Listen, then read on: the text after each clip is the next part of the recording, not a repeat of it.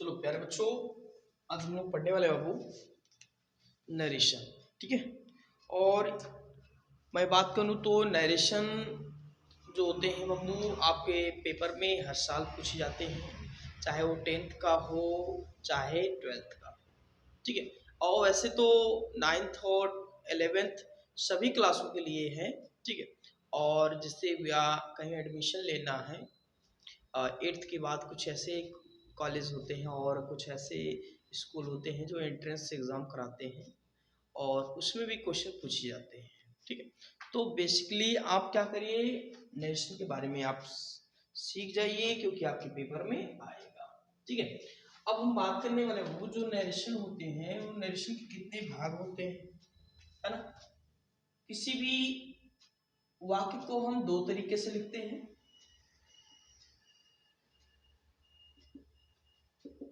Narration के जो होते हैं वो दो भाग होते हैं। ठीक है। पहला होगा डायरेक्ट और स्पीच, इसकी बात कर दें, और इसको बोलते हैं इनडायरेक्ट स्पीच। ठीक है।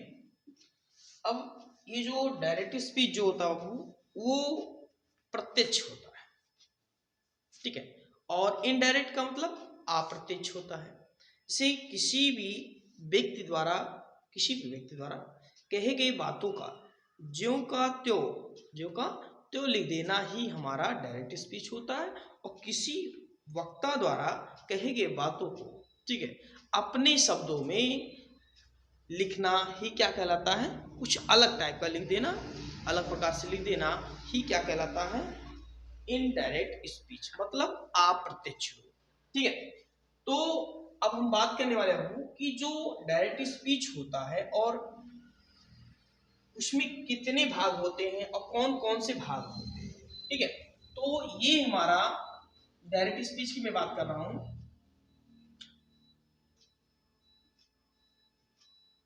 डायरेक्ट स्पीच डायरेक्ट से इनडायरेक्ट बनाया जाता है तो उसमें निम्न परिवर्तन किए जाते हैं।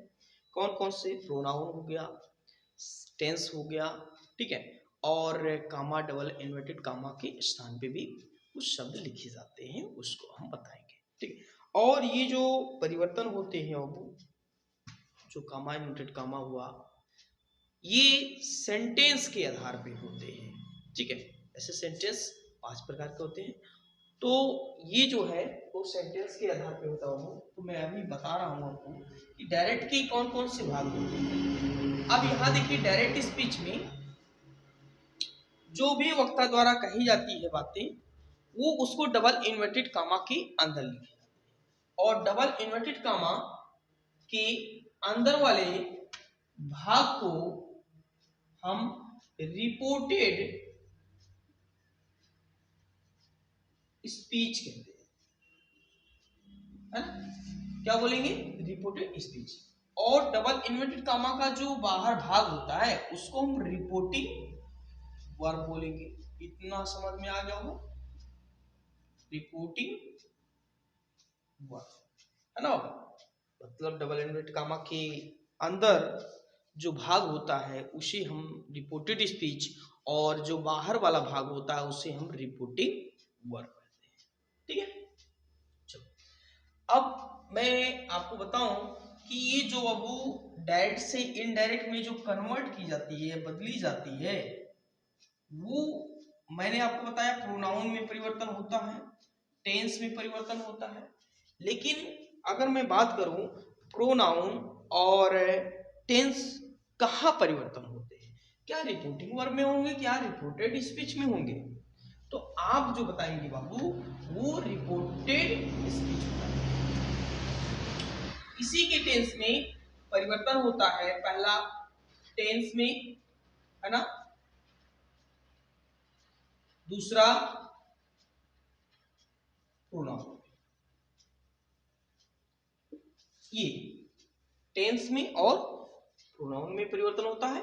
और ये चीजें बाबू आप नोटिस कर लीजिएगा, ये जो कामा, डबल इन्वर्टेड कामा आपको दिखाई दे रहा है, ये भी परिवर्तन होते हैं। इसके स्थान पे कुछ वर्ड लिखा जाता है, ठीक है, जैसे दैट लगा देते हैं, इफ लगा देते हैं, ठीक है। और ये सेंटेंस के आधार पे होता है, असर्टिव के लिए हम दैट लगा देते हैं, इंट्रोगेटिव के लिए इफ लगा देते हैं, इफ या अदर, ओके। और ये जो रिपोर्टिंग वर्ब होता है, इसमें जो वर्ब होते हैं वो वर्ब जैसे आ गया सेज टू, से टू, सेड टू, ओके। अगर केवल यहां आपको दिखाई दे सेज, तो आप उसको टेल्स में मत बदलिएगा। सेज टू रहेगा तभी आप टेल्स में बदलेंगे, से टू रहेगा तो आप टेल में बदलिएगा, से टू रहे तो टोल्ड में आप बदलिएगा। अब यहां बात आ रहा है सर, हमने कुछ सेंटेंसों में देखा, एग्जाम्पल मैंने देखा, तो से टू को आस्क में बदला था, बिल्कुल सही है। मैंने कहा ना कि जो सेंटेंस के आधार पे ये चेंज होंगे। अगर हमारा असर्टिव सेंटेंस है लाला, तो आप से टू को टोल्ड में बदल दीजिएगा। अगर हमारा इंट्रोगेटिव सेंटेंस है तो समझ जाइएगा कि आप आस्क में बदल दीजिएगा, ठीक है। अभी मैं एक एक करके एग्जाम्पल बताऊंगा, उसके बाद आपको समझ में आ जाएगा, ठीक है। नोट कर सकते हो इसको।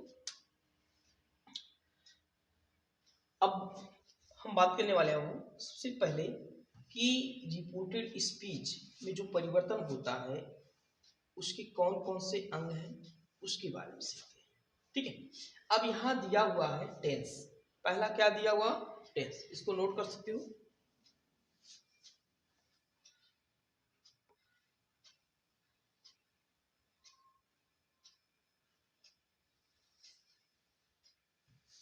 चलिए हो गया। अब हम बात करने वाले हैं रिपोर्टेड स्पीच जो होता हो उसके टेंस में जो परिवर्तन होते हैं उसको हम पढ़ेंगे, ठीक है। चलो, वैसे आपको पता होगा टोटल 12 टेंस होते हैं प्रकार के, जैसे प्रेजेंट के भी 4 होते हैं और पास्ट के भी और फ्यूचर के भी होते हैं, तो टोटल मिलाकर के 12 होते हैं। अब हम बात करने वाले हैं कि रिपोर्टेड हमारा स्पीच कि टेंस में जो परिवर्तन होता है वो कैसे परिवर्तन होता है, ध्यान दीजिए। जितना भी प्रेजेंट है, प्रेजेंट का जितना भी टेंस है, वैसे 4 होते हैं, वो प्रेजेंट को आप किस में बदलेंगे, पास्ट टेंस, ठीक है। किसमें बदलेंगे, पास्ट टेंस में। अब यहां ध्यान दीजिएगा कि प्रेजेंट टेंस को पास्ट टेंस में जब बदलेंगे बाबू, ठीक है, तो यहां ध्यान दीजिएगा कि ये जितने भी प्रेजेंट हैं, जैसे आपका प्रेजेंट इंडेफिनिट आ गया, टेंस, यहाँ सॉरी मैंने ई नहीं लगाया, प्रेजेंट यूजगा, और प्रेजेंट इंडेफिनिट को हम पास्ट इंडेफिनिट, मैंने यहाँ लिख दिया आपको डॉट डॉट इंडेफिनिट ही रहेगा, और फर्स्ट जगह द सेकेंड है, आपको पता है पी फॉर यहाँ प्रेजेंट लिख दो, और ये हो जाएगा हमारा कंटिन्यूअस, ओके। अब यहाँ ध्यान दीजिएगा कि जो प्रेजेंट कंटिन्यूअस जो होता है, ठीक है बाबू, वो पास्ट में, मैंने कहा ना जितना भी प्रेजेंट का होगा वो सब किसमें जाएगा, पास्ट में परिवर्तन होगा। तो यहाँ मैं लिख दे रहा हूँ पास्ट कंटिन्यूअस। अब यहाँ देखिएगा, फिर ऐसे तीसरा जो हमारा होगा बाबू वो प्रेजेंट परफेक्ट होगा। क्या होगा, प्रेजेंट परफेक्ट टेंस होगा। अब ये प्रेजेंट परफेक्ट टेंस जो होता है लाला, वो किसमें जाएगा, पास्ट में, समझ में आया, पास्ट परफेक्ट टेंस, समझ में आया। और चौथा जो हमारा पॉइंट होगा वो present perfect continuous PPT, PPCT, present perfect continuous tense को हम past perfect continuous, past perfect continuous tense, ये तो सिंपली याद रहेगा, आपको याद भी रहेगा। मैंने कहा टोटल प्रेजेंट वाला किससे बदल देना बाबू, पास्ट में। अब यदि सर पास्ट का आता है तो किससे बदलेंगे, कोई बात नहीं, पास्ट इंडिफिनिट को आप किसमें बदल दीजिएगा, पास्ट परफेक्ट। किसमें बदल देंगे, पास्ट परफेक्ट में। और पास्ट कंटिन्यूअस को आप किसमें बदल देंगे, पास्ट परफेक्ट कंटिन्यूअस।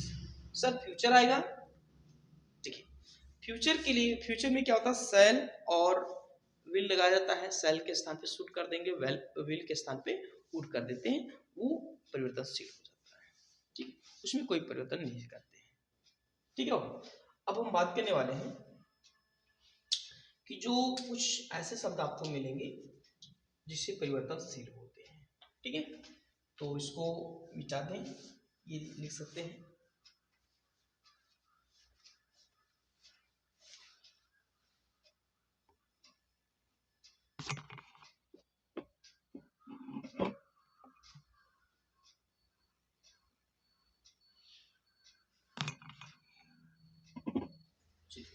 अब हम बात करने वाले हैं कि प्रोनाउन में कैसे परिवर्तन करेंगे, प्रोनाउन में परिवर्तन, ठीक है। देखो हम आपको प्रोनाउन में परिवर्तन जो बताएंगे बाबू, वो बहुत ही आसान तरीके से बताएंगे जिससे आपको याद हो जाए और अपने अच्छे दोस्तों को या आसपास के बच्चों को बता सके, ठीक है। प्रोनाउन में जो परिवर्तन होता है वो रिपोर्टेड स्पीच है, ठीक है, ध्यान दीजिएगा। अब देखिए प्रोनाउन जो होते हैं बाबू वो 3 कैटेगरी में रखे गए हैं, कौन कौन से, first person, second person, third person, ठीक है।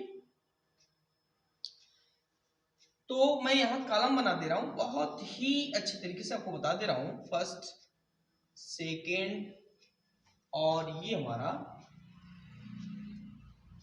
Third person. देखिए अगर मैं आपको बताऊं आपको कि ये जो फर्स्ट पर्सन क्या होता है सर, सेकेंड पर्सन, जैसे सबसे पहले मैं आपको प्रोनाउन के बारे में बताता हूँ। जो प्रोनाउन होते हैं वे शब्द होते हैं, ये वर्ड होते हैं जो सब्जेक्ट के स्थान पे प्रयोग किए जाते हैं, यूज किए जाते हैं, ठीक है। तो फर्स्ट पर्सन जैसे हमारा हो गया, मैं आपको समझाऊं, फर्स्ट पर्सन जो होता है, मैं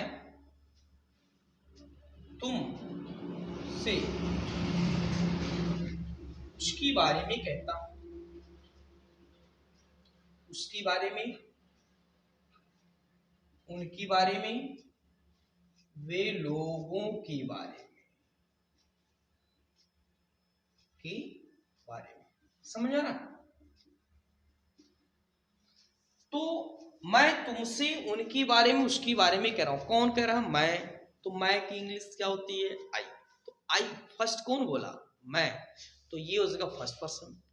तुमसे मैं बात कर रहा हूं तो तुम सेकेंड हो गए, उसके बारे में तीसरे नंबर पे है, वो थर्ड पर्सन हो गए। मैं तुमसे उनके बारे में बात कर रहा हूं, मैं फर्स्ट पर्सन, तुम सेकेंड पर्सन, और वो लोग, वे लोग, वह है, ठीक है, थर्ड पर्सन। तो सबका मीनिंग हम यहाँ आपको लिखकर दिखा दें तो वो हमारा प्रोनाउन बन जाएंगे। तो आई हो जाएगा हमारा सब्जेक्ट, आई। आई का जो ऑब्जेक्ट होता है वो मी, हमारा फर्स्ट पर्सन हो गया। सेकंड जो होते हैं यू, और थर्ड पर्सन जो होता है वो हमारा ही, सी और दे, ये सब हमारे जो होते हैं वो इट, ये सब हमारा थर्ड पर्सन होता है, ठीक है। तो अब यहाँ सर कैसे चेंज करेंगे, जो फर्स्ट पर्सन वाले होते हैं आपको मैं बता दूं बाबू, वो हमारा सब्जेक्ट के अनुसार चेंज होता है, किसके अनुसार, सब्जेक्ट। अब कौन से सब्जेक्ट के अनुसार, देखो ये रिपोर्टेड स्पीच में परिवर्तन होता है टेंस और प्रोनाउन में, लेकिन किसके अनुसार, रिपोर्टिंग वर्ब के अनुसार, ठीक है, रिपोर्टिंग वर्ब के अनुसार ये परिवर्तन होते हैं। ये जो हमारा सेकंड पर्सन है वो ऑब्जेक्ट के अनुसार ये हमारा थर्ड पर्सन जो होते हैं वो नो चेंजिंग होते हैं।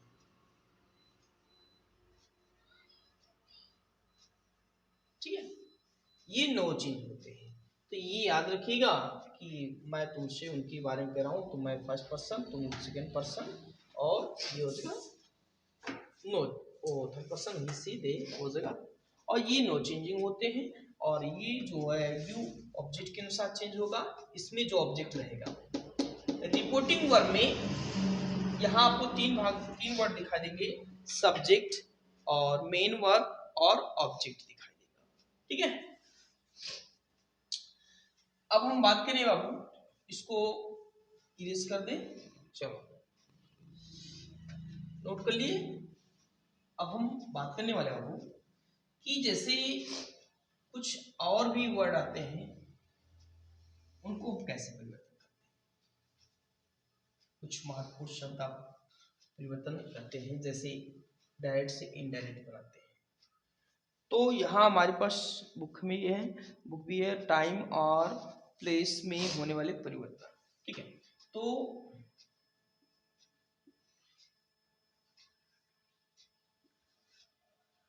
प्लेस में होने वाले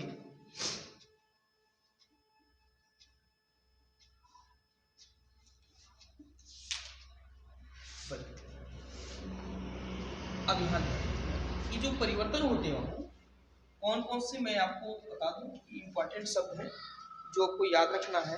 जैसे दिस को दैट,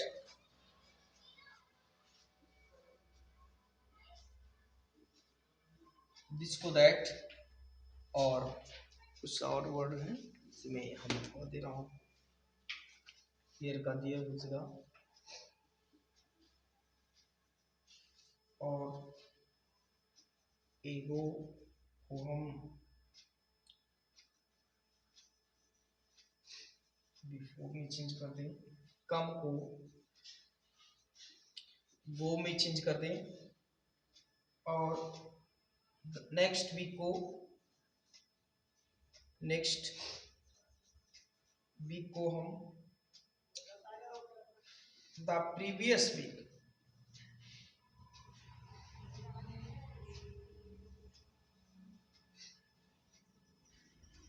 द प्रीवियस वीक, और सॉरी बाबू यहाँ मिस्टेक हो रहा है, ये आप इसको कल लिख लीजिएगा, लास्ट वीक, लास्ट वीक को, और नेक्स्ट वीक को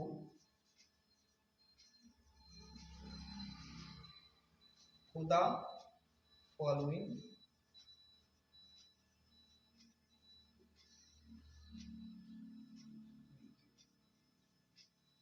ठीक है, और नाउ को देन, और 10 को शो। ठीक है, यहाँ कुछ ऐसे वर्ड आप उसके लिए नाउ को देन, ठीक है, और विल को वुड में, सैल को शुड में, कैन को कुड में, कैन को कुड में, सेल को शुड में, और विल को वुड में, नाउ को देयर। ठीक है, लास्ट नेक्स्ट वीक को हम द फॉलोइंग वीक बोलेंगे, और लास्ट वीक को द प्रीवियस वीक बोलेंगे, एगो को बिफोर, हियर को देयर, और दिस को दैट। ठीक है, अब जो परिवर्तन हो गए मैंने आपको बता दिया वो, अब हम चलने वाले हैं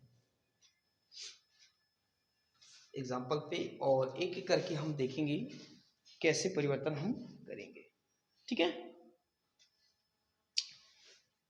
अब हम इसमें पहला सेंटेंस लेंगे, असर्टिव सेंटेंस, इसको मिटा दे। अब असर्टिव सेंटेंस जो होता है लाला, उसमें हम परिवर्तन क्या क्या कैसे करते हैं, उसको हम ग्राफ के माध्यम से, फिगर के माध्यम से आपको समझा देंगे, तो आपको याद रहेगा, और इसे आप अपने दोस्तों को भी बता सकते हो। मैं बात करूं असर्टिव सेंटेंस की असेटिव सेंटेंस जो होता है वो क्या होता है कि जो चेंजिंग होते हैं डायरेक्ट से इनडायरेक्ट में, डायरेक्ट से इनडायरेक्ट में, वो ध्यान दीजिएगा कि ये जो परिवर्तनशील होते हैं वो कौन कौन से होते हैं? कामा, डबल इन्वर्टेड कामा, कामा डबल इन्वर्टेड कामा को हम क्या लगाएंगे? दैट। कामा और डबल इन्वर्टेड कामा को हम दैट लगाएंगे और सेड टू को हम किस में बदलेंगे? टोल्ड में, और से में, और सेज टू को हम टेल्स में, और से टू को टेल में। तो इस तरह से हम परिवर्तन करते हैं, ठीक है। तो ये याद रखिएगा, वो जब भी परिवर्तन होगा ये रिपोर्टेड स्पीच के टेंस में, वो केवल किसके लिए होगा? पास्ट के लिए, ठीक है। मैं यहां अभी नोट लिख दे रहा हूं कि यदि रिपोर्टिंग वर्ब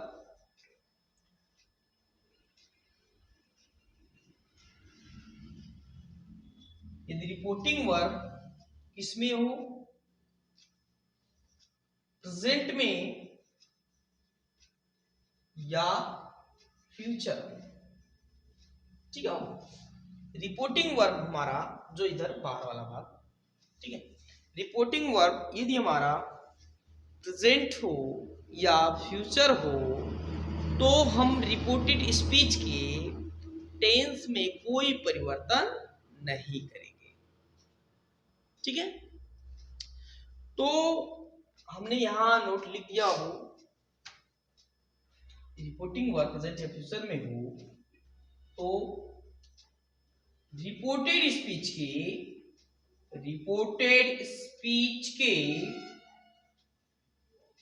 टेंस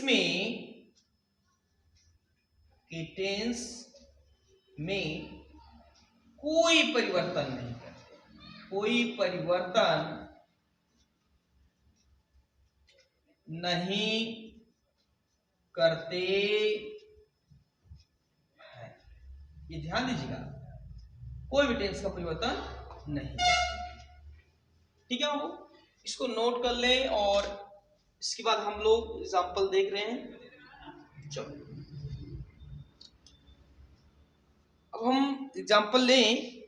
अब कुछ ऐसे भी सेंटेंस आते हैं बाबू जो रिपोर्टेड स्पीच जो होते हैं हमारे, वो यूनिवर्सल ट्रूथ होते हैं, और यूनिवर्सल ट्रूथ होने पर मतलब जो सच्ची इवेंट आपको दिखाई देगी तो उसके टेंस में तभी परिवर्तन नहीं करेंगे, ठीक है। अभी मैं आपको एग्जांपल दे रहा हूं, उसके बाद आप लोग समझ जाएंगे, ठीक है।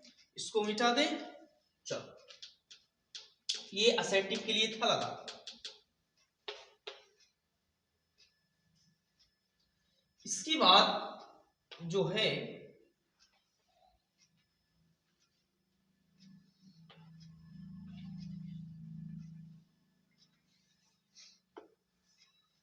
जैसे मैंने आपको दिखाया,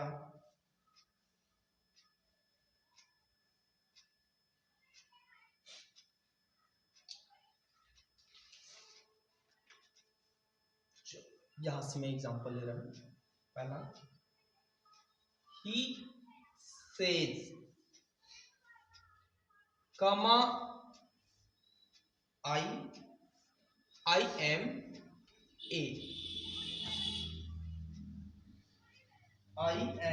ए, सिंगर, ठीक। और दूसरा मैं एग्जांपल ले रहा हूं। Hari said to me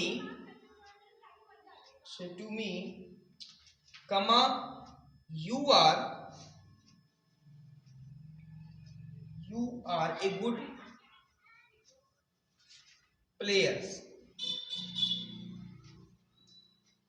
you are good player। ठीक है, तो ये जो होता है वो, इसको हम कैसे चेंज करेंगे? मैंने आपको बताया कि यदि हमारा जो रिपोर्टिंग वर्ब यदि प्रेजेंट या फ्यूचर टेंस हो तो रिपोर्टेड स्पीच के टेंस में कोई परिवर्तन नहीं करते हैं। ठीक है, अब यहां जो इन्वर्टेड कामा के अंदर भाग होता है, पार्ट होता है, उसको हम रिपोर्टेड स्पीच कहते हैं, आपको मैंने पहले बताया। और ये जो होता है बाहर वाले भाग को हम रिपोर्टिंग वर्ब कहते हैं। यदि हमारा रिपोर्टिंग वर्ब किसमें हो, प्रेजेंट में हो, और दूसरा फ्यूचर में हो, तो हम रिपोर्टेड स्पीच के टेंस में कोई परिवर्तन नहीं करते। अब यहां आपको दिखाई दे रहा होगा बाबू कि किस टेंस का है रिपोर्टिंग वर्ब, प्रेजेंट का, क्योंकि यहां प्रेजेंट इंडेफिनिट है।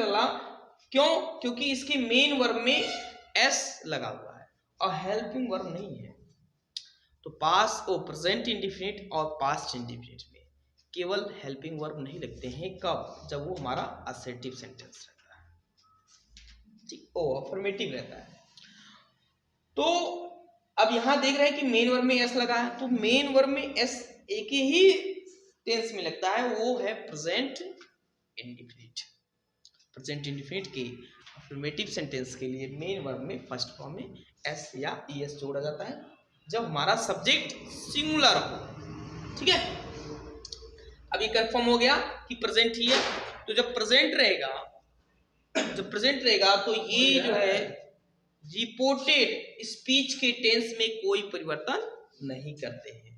तो रिपोर्टेड स्पीच के टेंस में कोई परिवर्तन नहीं करेंगे, क्योंकि हमारा जो रिपोर्टिंग वर्ब है किसमें है, प्रेजेंट में है। तो इसका जब हम इनडायरेक्ट बनाएंगे,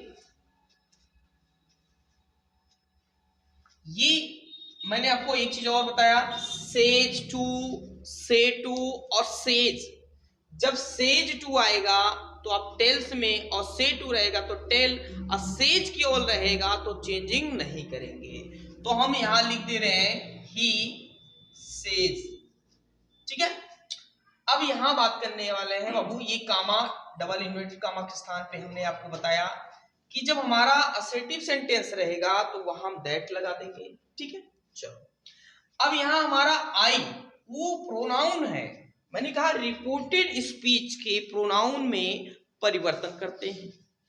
ठीक है, अब यहां हमारा प्रोनाउन आई है। आई किस पर्सन का है, फर्स्ट पर्सन का, और फर्स्ट पर्सन जो होते हैं वो सब्जेक्ट के अनुसार चेंज होते हैं, है ना। चलो अब इसमें हम चलते हैं बाबू, रिपोर्टिंग वर्ब में सब्जेक्ट कहां है, मैं देख रहा हूं ही हमारा सब्जेक्ट है, तो ही का यहां भी सब्जेक्ट बनाएंगे, तो आई के स्थान पे हम क्या लिख देंगे, ही लिख देंगे। क्या मेरी बात समझ में है? चलो अब यहां हम देख रहे हैं ये टेंस में परिवर्तन नहीं होगा, ये प्रेजेंट में है तो प्रेजेंट में ही रहेगा ही। अब यहां ध्यान दीजिएगा, क्या एम ही लगाएंगे? नहीं, क्योंकि ही के साथ एम नहीं लगाया जाता है, ही के साथ इज लगाया जाता है, ए सिंगल, और ये डबल इन्वर्टेड कामा को हटा देते हैं। इसकी बात आता है, ये इसको चेंज करते हैं बाबू, तो यहां आपको दिखाई दे रहा होगा बाबू क्या कि रिपोर्टिंग जो वर्ब है वो हमारा पास्ट में है, मतलब पास्ट इंडेफिनिट है, पास्ट में है ना। तो जब पास्ट में होगा रिपोर्टिंग वर्ब तो चेंज होगा। मैंने कहा प्रेजेंट और फ्यूचर के लिए परिवर्तन नहीं होते हैं। तो ध्यान दीजिएगा कि ये केवल पास्ट में है, इसलिए पास्ट में है तो परिवर्तन करेंगे इसके टेंस में, प्रोनाउन में भी परिवर्तन होगा ही। चलो अब ये हो जाएगा हरी। मैंने आपको बताया था कि जब हमारा असर्टिव सेंटेंस रहेगा लाला, तो ध्यान दीजिएगा कि असर्टिव के लिए हम से टू को टोल्ड में, आस्क्ड में नहीं। टोल्ड हो गया, और मी हमारा ये सब्जेक्ट, यू मेन वर्ब, ये हमारा ऑब्जेक्ट। कॉमा को हटा करके हम दैट लगा देते हैं। अब ये हमारा यू जो है वो प्रोनाउन है। यू कौन से पर्सन का है, सेकेंड पर्सन है कि फर्स्ट पर्सन? मैंने कहा मैं, तुमसे, तुम मतलब यू, तो यू सेकेंड पर्सन है। तो सेकेंड पर्सन किसके अनुसार मैंने बताया था? ऑब्जेक्ट के अनुसार। किसके अनुसार? ऑब्जेक्ट के अनुसार। तो ऑब्जेक्ट हमारा कौन है यहाँ रिपोर्टिंग वर्ब में? मी। और मी का यहाँ बनाएंगे सब्जेक्ट, क्या बनेगा? आई बन जाएगा। क्या मेरी बात समझ आया? अब ये you are a good player, तो ये जो है वो प्रेजेंट में है, तो प्रेजेंट में तो पास्ट में जाएगा, तो यहाँ आई के साथ क्या लगा देंगे? वाज लगा देंगे, है ना? सीजेमार तो वाज में, तो ये हो जाएगा I was a good player. ठीक है, आपको समझ में आ गया होगा बाबू। इस तरह से हम बदलते हैं। ठीक है, इसके बाद आता है इंट्रोगेटिव सेंटेंस। इंट्रोगेटिव सेंटेंस में निम्न परिवर्तन करते हैं। चलो इसको पहले नोट कर लो, नोट कर लीजिए, और उसके बाद हम आपको बता रहे हैं इंट्रोगेटिव सेंटेंस। ठीक है, देखिए बाबू ये कोई कठिन होता, बस समझना है आपको। ठीक है, एक चीज और है, बिना टेंस के आप ना तो पैसिवाइज कर सकते हो ना तो नरेशन कर सकते हो, मतलब वो डायरेक्ट से इनडायरेक्ट बना सकते हो। आपको टेंस आना चाहिए, टेंस आना चाहिए, और उसके हेल्पिंग वर्ब, मेन वर्ब सब पता होना चाहिए, तभी आप इसको कर पाओगे। तो मेरा सबसे अच्छा आपको वेज में दे रहा हूं कि सबसे पहले आप टेंस को याद करें, टेंस को सीख लें, टेंस को टेंस का हेल्पिंग वर्ब, मेन वर्ब कौन कौन कहाँ कहाँ लगता है, कैसे लगता है, तो उसको जब सीख जाओगे तो आप इसको 100% कर ले जाओगे, कोई दिक्कत नहीं होगा। ठीक है, अब हम बात करने वाले हैं इंट्रोगेटिव, है ना? तो इंट्रोगेटिव जो सेंटेंस होता है ना, जब ये आता है तो उसमें हम निम्न परिवर्तन करते हैं। जैसे हमारा हो गया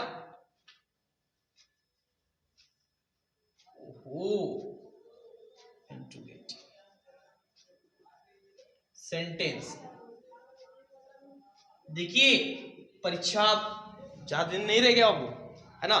तो आप मेहनत से अपनी तैयारी करिए, और जो डाउट होता है वो अपने गुरुजन से और अपने बड़े भाई बहन से आप पूछें और उसको याद कर लें, क्योंकि इस साल तो पेपर और भी कठिन होने वाले हैं। ठीक है, तो आप तैयार रहेंगे तो आपका पेपर बढ़िया रहेगा। ठीक है, अब मैं बात कर रहा हूं यहाँ इंट्रोगेटिव सेंटेंस में। इंट्रोगेटिव सेंटेंस में क्या होता है बाबू कि जो ये कामा और डबल इन्वर्टेड कामा होता है, इसी को किस में बदल देते हैं? इफ में। इफ या वेदर होता, दोनों वर्ड यूज कर सकते हैं। We can use if. Okay, ये बहुत इजी होता है, लिखने में भी आसान रहता है और याद करने में भी आसान रहता है। ठीक है, अब ये हो जाएगा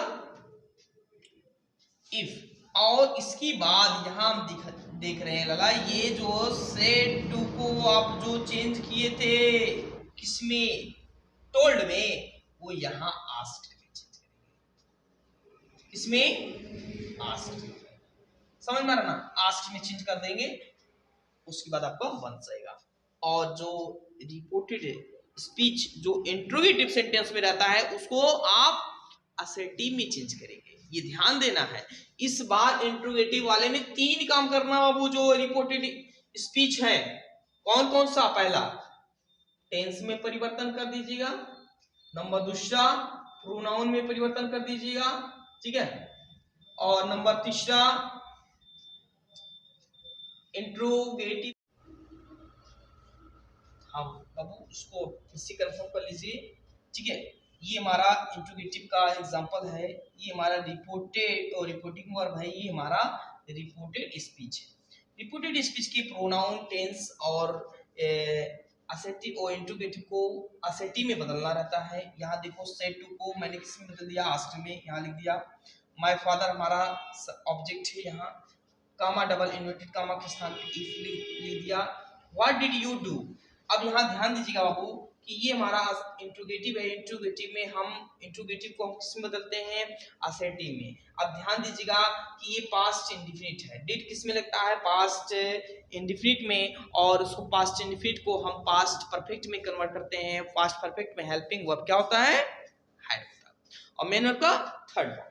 तो यहाँ आप अब यहाँ मैंने चेंज किया कि डिड के स्थान पे क्या लगेगा?